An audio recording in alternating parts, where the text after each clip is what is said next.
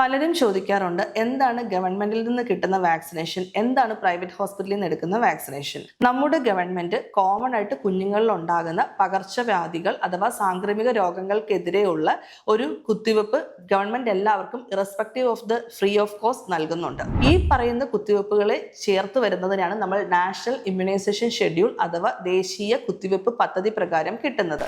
ഒരു കുഞ്ഞ് ജനിച്ച് കുഞ്ഞിന് ഒരു 10 വയസ്സ് പ്രായമാകുന്നിടം വരെ ആ ഒരു വിവിധ ഘട്ടങ്ങളിലായിട്ട് കൊടുക്കുന്ന കുത്തിവെപ്പുകളാണ്. ഈ കുത്തിവെപ്പുകൾ കൂടാതെ തന്നെ കുഞ്ഞുങ്ങൾക്ക് വരുന്ന മറ്റ് സാംക്രമിക രോഗങ്ങളെ പ്രതിരോധിക്കാനായിട്ട് ഇന്ത്യൻ അക്കാഡമി ഓഫ് പീഡിയാട്രിക്സ് ഉൾപ്പെടുത്തിയിട്ടുള്ള മറ്റ് അസുഖങ്ങളും കൂടെ ചേർത്തിട്ടുള്ള കുത്തിവെപ്പ് പദ്ധതിയാണ് IAP ഷെഡ്യൂൾ അനുസരിച്ചിട്ടുള്ള വാക്സിനേഷൻസ്. ഗവൺമെന്റിന് എല്ലാവർക്കും ഫ്രീ ഓഫ് കോസ്റ്റ് ഇതെല്ലാം നൽകാൻ സാധിക്കാത്തത് കൊണ്ടാണ് ഈ എക്സ്ട്രാ വരുന്ന ഓപ്ഷണൽ വാക്സിനേഷൻസ് നമ്മൾ പ്രൈവറ്റ് സെക്ടറിൽ പോയി എടുക്കണം എന്ന് പറയുന്നത്.